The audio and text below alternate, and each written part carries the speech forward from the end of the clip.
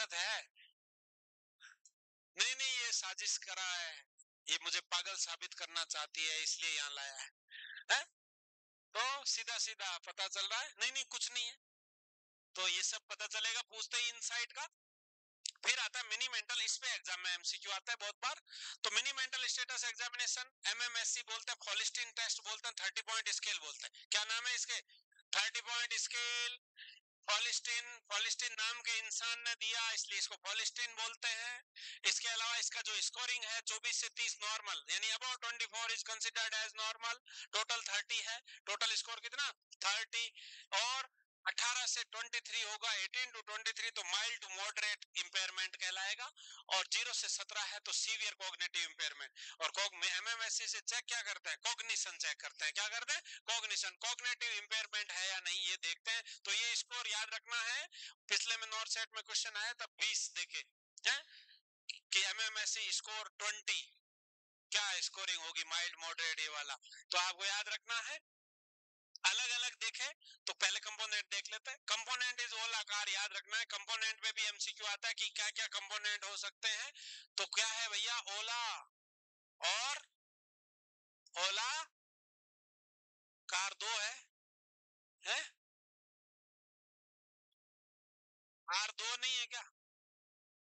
हाँ, तो आप याद रखना है ओरिएंटेशन, यानी कि पेशेंट से पूछना है कहाँ हो अभी, क्या टाइम हुआ है, दिन है कि रात है, कौन सा साल चल रहा है, ये सब पूछना है, ओरिएंटेशन हो जाएगा। लैंग्वेज, पेशेंट जब बोल रहा हो उसको चेक करना है कैसी लैंग्वेज, कैसे स्पीच कर रहा है उसको। अटेंशन और कैलकुलेशन देखना है। रिकॉल और रजिस्ट्रेशन। रजिस्ट्रेशन का मतलब है patient is getting our point or not, are you getting or not, ये मतलब रजिस्ट्रेशन है। जैसे तुरंत मैं अभी पूछूं अभी मैंने क्या बोला था, ये क्या चेक करते हैं? रजिस्ट्रेशन चेक करते हैं। मैंने लास्ट सेंटेंस क्या बोला, तो ये पूछ रहा हूँ, इसका मतलब मैं रजिस्ट्रेशन चेक कर रहा हूँ कि जो मैं बोल रहा हूँ वो तुम्हारे दिमाग में जा रहा है नहीं जा रहा, वो रजिस्टर हो रहा है नहीं हो रहा, वो रजिस्ट्रेशन है। और रिकॉल कैसे, अभी 5 मिनट पहले मैंने क्या बोला था वो पूछूंगा तो वो रिकॉल है। वो क्या है? रिकॉल है। तो ये कंपोनेंट भी याद रखने हैं। और एक क्लासिफिकेशन ये अलग अलग वाला भी है जिसमें माइल्ड टू मॉडरेट, तो ये वाला तो हो गया, अलग अलग स्कोरिंग है। अगर क्वेश्चन में आपको ऑप्शन देख के समझना है, क्वेश्चन में ऑप्शन माइल्ड मॉडरेट सीवियर तीनों अलग अलग दे रखे हो तो अलग होगा, और माइल्ड टू मॉडरेट एक साथ ही है ऑप्शन में तो अलग होगा। तो ये देखो लेस देन 10 इज सीवियर है, 11 to 20 मॉडरेट है, 21 to 26 क्या है? माइल्ड है, और अबव 27 और equal to 27 is considered as normal. तो क्वेश्चन के ऑप्शन के अनुसार आपको राइट करना है कि माइल्ड टू मॉडरेट एक साथ दिया हुआ है ऑप्शन में या अलग अलग दिया हुआ है, उसके अनुसार आंसर करना है। तो याद रह जाएंगे, याद ही है वैसे, है कि नहीं?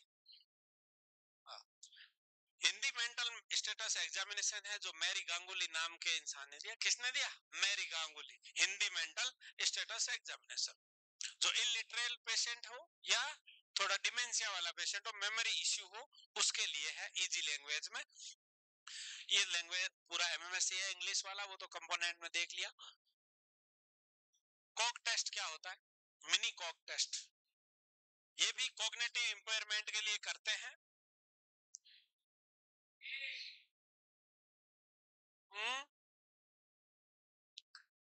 तो भैया मिनी कॉग टेस्ट ये भी कॉग्निटिव इंपेयरमेंट को असेस करने का शॉर्टेस्ट टूल है, जिसमें 3 वर्ड रजिस्ट्रेशन एंड रिकॉल देखते हैं और एक क्लॉक को ड्राइंग करना है। 3 कोई वर्ड बोल दिया, उसका रजिस्ट्रेशन एंड रिकॉल देखना है। 3 वर्ड कुछ भी, एप्पल, टेबल, पेन या फैन, कुछ भी 3 वर्ड दिए, 3 वर्ड तुरंत पूछेंगे अभी मैंने क्या बोला बताओ। अगर वो तुरंत बता पा रहा है इसका मतलब रजिस्ट्रेशन हो रहा है। और रिकॉल पूरा टेस्ट 5 मिनट बाद, 2 मिनट बाद, 5 मिनट बाद पूछेंगे कि मैंने स्टार्टिंग में 3 चीजों के नाम बताए थे वो वापस रिपीट करो। और एक क्लॉक ड्राइंग करनी है और उसमें टाइमिंग सेट करके देनी। पेशेंट को बोलेंगे कि 3 बजाओ घड़ी में, एक घड़ी ड्रॉ करो जिसमें 3 o'clock होने चाहिए, 3 o'clock होना चाहिए। तो ऐसा करना है। तो ये कॉग्निटिव इंपेयरमेंट, कुछ इंपॉर्टेंट डे याद रख लो। सिजोफ्रेनिया डे 24 मई, मेंटल हेल्थ 10 अक्टूबर, suicide prevention day 10 September, Alzheimer day 21 September, वही मेंटल हेल्थ अवेयरनेस मंथ है जो मई मंथ है। तो ये ईयर भी और डे भी इंपॉर्टेंट याद रखने हैं। कोई क्वेश्चन आ सकता है, अभी ये रिसेंट रिलेटेड है तो इस पे आ सकता है। सितंबर अक्टूबर, सितंबर सितंबर अक्टूबर ये सब याद रखने हैं, क्यों ये आ सकता है एग्जाम में। हो गया फोटो शूट, ले फोटो खींच, इसकी फोटो हो गया। अब आता ईसीटी, इलेक्ट्रोशॉक थेरेपी नाम से जानते थे पहले, इलेक्ट्रोशॉक थेरेपी, जिसमें क्या करना है, ये 1938 लुसिनो बिनी एंड ह्यूगो सर्लिटी नाम के इंसान ने फर्स्ट टाइम डिस्कवर किया था। इसके अंदर इससे पहले ल्यूगो सैलिटी और ल्यूसिनो बिन्नी से भी पहले केमिकली इंड्यूस्ड कन्वर्जन थेरेपी थी। वो कैंपर ऑयल और मेट्रोजिल ऑयल का इंजेक्शन दिया जिससे कन्वर्जन आए पेशेंट को, और वो 1934 में लेडिस्लास वॉन मेडुना ने डिस्कवरी की थी। वहीं ईसीटी में टॉनिक क्लोनिक सीजर्स आते, और टॉनिक क्लोनिक सीजर्स में टॉनिक फेज है 10 से 15 सेकंड की, और क्लोनिक फेज 30 से 60 सेकंड है। टॉनिक फेज का मतलब होता है स्टिफनिंग ऑफ मसल्स, अकड़ जाना, अकड़ेगा पहले, ये है टॉनिक। फिर होगा क्लोनिक यानी जर्किंग मूवमेंट ये jerking movement is known as clonic. Tonic यानी स्टिफनिंग, एंड क्लोनिक मतलब जर्किंग मूवमेंट, शेकिंग मूवमेंट, क्या कहलाता है, क्लोनिक। वहीं बेस्ट यूनिट ईसीटी को मेजर करने का, स्मॉलेस्ट इलेक्ट्रिकल करंट को मेजर करने का जो यूनिट है वो मिली कोलंबस है। कौन है, मिली कोलंबस, याद रखना है। ये तो मशीन है, देख लोगे पहचान लोगे। ईसीटी, हाँ तुमको पता है, ब्रेन डिराइव्ड न्यूरोट्रोपिक फैक्टर होता है कि brain derived neurotrophic factor, neurotrophic factor BDNF neurotransmitters के लेवल को शो करता है, पर्टिकुलरली कैटेकोलामाइन, डोपामिन, नॉरएपिनेफ्रिन के लेवल को इंडिकेट करता है। ईसीटी देने के बाद इनका लेवल बढ़ा या नहीं बढ़ा, तभी तो पता चलेगा पेशेंट में इंप्रूवमेंट हुआ है। तो बीडीएनएफ लिख लीजिएगा। वहीं ये भी बता ही दोगे तुम, पुराने लोग पिच चुप रहे तो ठीक रहेगा। नए बालिकाएं बताओ, बालक बताओ, बात ना करो बे, क्या लगता है भैया, तुम बताओ बेटा, कुछ तो बताओ। अभी मैंने बताया है दोनों पीछे की स्लाइड में ही। खंभे के पास, क्या लग रहा बेटा, ये है, अच्छा ठीक है, यही है। क्या पूछा, फर्स्ट टाइम यूज, यहाँ ना इलेक्ट्रिकल लिखा हुआ ना केमिकल लिखा हुआ, तो पहली बार तो लेडिस्लास वॉन मेडुना ने 1934, 1934, ईसीटी 1938 में आया है। तो chemically induced Ladislas von Meduna, electrically induced Ugo Cerletti and Lucio Bini, याद रखना है। पैरामीटर्स में याद रखना है, तो 70 से 130 वोल्ट देते हैं, एवरेज 110 वोल्ट का करंट देना है। करंट का जो फ्लो रेट होगा वो 200 से 1600 मिली एम्पियर में देखते हैं। फ्लो की ड्यूरेशन जो है 0.5 बोलो या 0.1 से 1 सेकंड देनी, एवरेज जो है 0.6 सेकंड देना है। एवरेज कितना, 0.6 सेकंड के लिए देते हैं, और सीजर्स 30 टू 90 सेकंड के सीजर्स आने चाहिए पेशेंट को। वहीं ईसीटी की जो ड्यूरेशन आइडियली डिप्रेशन में देते हैं वो 6 से 12 ईसीटी, 6 से 12 ईसीटी दी जाती है। अल्टरनेट डे बोलो या 3 टाइम ए वीक बोलो, अल्टरनेट डे और 3 टाइम ए वीक देना है। एक दिन छोड़ के एक दिन, या फिर हफ्ते में कितने दिन, 3 बार। लो जी, अब बताओ, एक क्वेश्चन कह रहा है कि भैया ईसीटी लेते टाइम तुमने देखा कि मरीज के बीपी कब बांधे, पैर में, एक बांधा हुआ था हाथ में और एक बांधा हुआ था पैर में, काहे ऐसा किया, दो काहे बांध दिए भैया।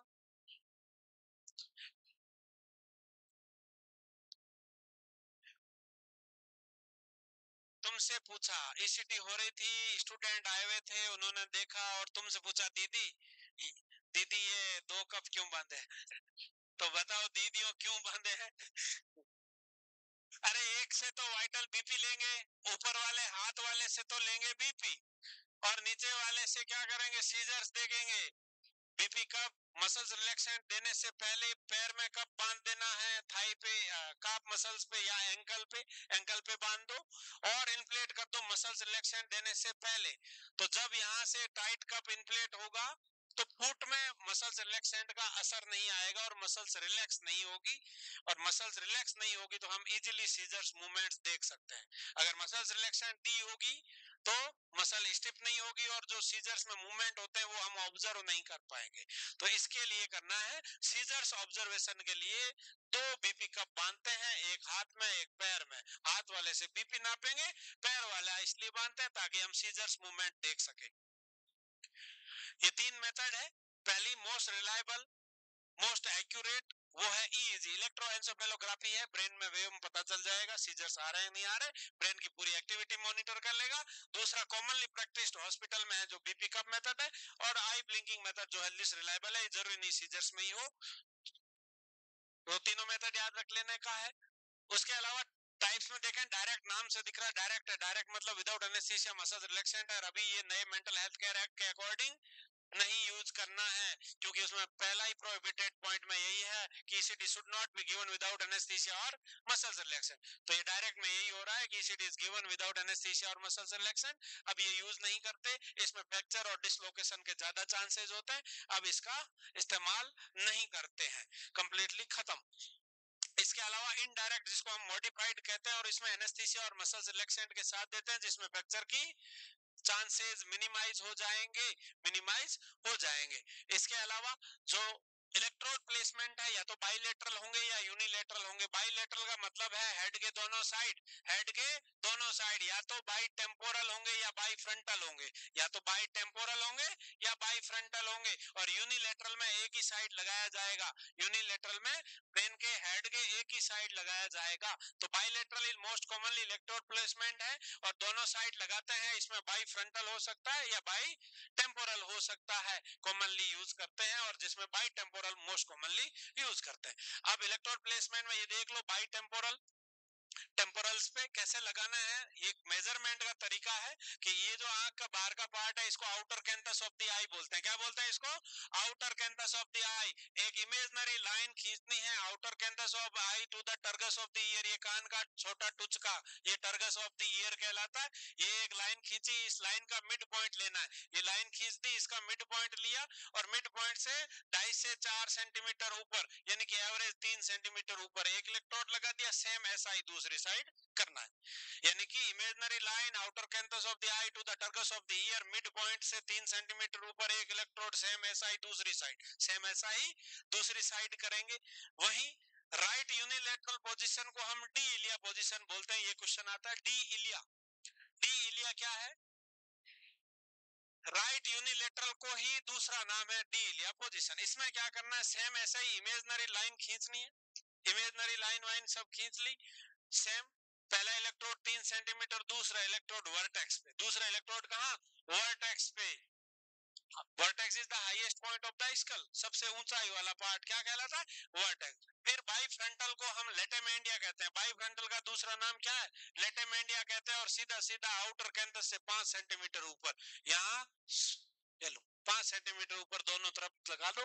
देख ही पा रहे हो तुम, टकलुओं में दिख रहा है तुमको, ठीक है।